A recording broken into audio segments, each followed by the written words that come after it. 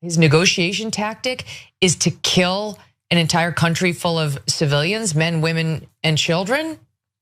An American president so that the Strait of Hormuz will be opened. It's just wrong. It's not hard to say it. It's not hard to recognize it. I wish he would stop doing this. Megyn Kelly, as is the case with other high-profile Republicans, had some pretty harsh words for President Donald Trump following his unhinged, lunatic threats against Iran, including a threat to wipe out their civilization and commit a Holocaust if they failed to play ball with Trump in opening the Strait of Hormuz. Now, luckily, Trump did not make good on that promise or that threat. And so what we actually got was a very fragile 2-week ceasefire. We'll see if that lasts. Nonetheless, it is well-deserved criticism coming from the likes of Tucker Carlson and, in this case, Megyn Kelly. But even Ro Khanna, I just want to give him credit because he very clearly is looking for ways to find unity, to work with people to actually get results for the American people. And in this next clip, he actually praises some of the Republican media figures who have been speaking out against Trump and believes it's what led to Trump's ceasefire agreement with Iran, however fragile it might be. Take a look. As a human being and as an American citizen, I am relieved that Donald Trump has accepted a ceasefire and withdrawn his threat to destroy Iranian civilization. But let's be clear, this did not happen because of Congress, which barely made a whimper. This happened because of the force of the American people, not just progressives and liberals, but conservatives like Tucker Carlson, Marjorie Taylor Greene, and even Ann Coulter spoke out against the horror of threatening genocide against another people. This tells me one thing. The only thing that will save this country, the only thing that will save our democracy is a broad populist social movement. Anti-Epstein class, anti-war, pro-working class. I totally agree with what he said there. So if you're seeing everything in politics through a partisan lens, you might think what Ro Khanna said there is crazy. But just try. I know it's hard. Try to get yourself out of seeing everything as left versus right. Oh, Tucker Carlson's a right winger. Megyn Kelly's a right winger. We don't agree with them on lots of things, okay? I mean, a perfect example is reproductive rights. I hate Tucker Carlson's position on reproductive rights wholeheartedly, period, end of story. He is right when it comes to the Middle East. He is right when it comes to Donald Trump's prosecution of this war in Iran. So if on this particular issue, there's an avenue in which the left and the right can work together to actually move toward progress, we should do it. And I love the fact that Ro Khanna is making that clear to the American people. Now let's get back to Megyn Kelly. Because her criticism of Trump is fine, right? Like obviously I agree with her on it, but there was something off in something else that she said.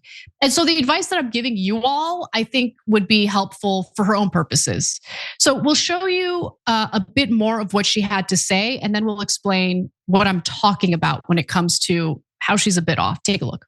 I don't know about you, but I am sick of this. I'm sick of it. Can't he just behave like a normal human? I mean, honestly, like the president, 380, yes, shut up. Shut up about that. You don't threaten to wipe out an entire civilization. We're talking about civilians just casually in a social media post. This is completely irresponsible and disgusting. It sure is. She's absolutely right. She's absolutely right. So just to be crystal clear with everyone, here is what she is referring to. She's referring to Trump's Truth Social post where he threatened that a whole civilization will die tonight, never to be brought back again. He threatened Iran with nukes. That's the only way to read that. How do you destroy an entire civilization in a night? You do it with nukes. That's the only way. That's the only possible way of doing that. And that's not okay. So she's right. And we're in agreement. Great. So here's the one area where I do have a little bit of an issue, right? So this is what she said on her show the day prior while discussing the upcoming midterms and the Democratic Party. I could never vote for, never. I mean, honestly, Trump could drop a nuke and I'd still vote Republican over those people because they want to Avenue voter. In some ways, I really am. But honestly, what they want to do is nuke our own country. You know, it's like the open border, what they're doing to children, all that stuff is still they would do it all if put back in power. And I think most Republicans know that. Okay, now people are going to get mad at me, but I'm just going to say it. What Biden did in losing control of the border was just a disaster. It was a disaster. Okay, not just in terms of lots of people coming in without us being able to keep track or vet individuals coming into the country. No, it was a disaster because of what it signals about the Democratic Party. I don't think most Democratic voters are in favor of just allowing anyone to come in, like who cares, open border policy. No, most Americans don't want that. So the fact that, I don't know, Biden was out to lunch on that issue. That doesn't mean I'm against immigration, but obviously you need to be able to control your borders. You don't have a country. By the way, Bernie Sanders recently said this. You don't have a country if you can't control your borders. But the damage that did to the Democrats should not be ignored. And I know that people are going to get salty about this as if I'm against immigration. I am not. However, these types of failures have real ramifications for the party and they have to take ownership of that. That being said, really, Trump can drop a nuke and you would still vote for the Republicans? That's why we can never see any progress in the United States. Because what that does is it just rewards the party, regardless of what they do. And by the way, I used to be in that camp. I used to be in the camp of, I'm going to vote for the Democrat no matter what because the Republicans are so much worse. But what did that signal to the Democrats? Oh, we could be even worse and they're still going to support us. So what we have to do is fundamentally change the options that are available to us in these elections. And the only way to do that is to get real active in the primaries, obviously. Did you know that the average employer has to sift through about 250 resumes just to find a single job? It's an insane amount of work and honestly a huge waste of time. Well, if you're hiring, here's good news. You can now review all those resumes and applications faster thanks to ZipRecruiter. We use them.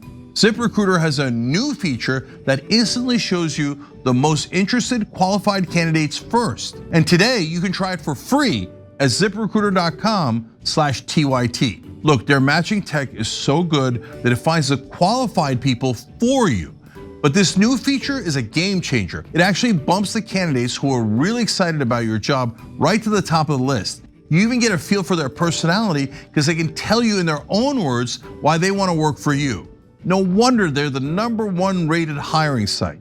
Cut through the standard and get to the standouts with ZipRecruiter.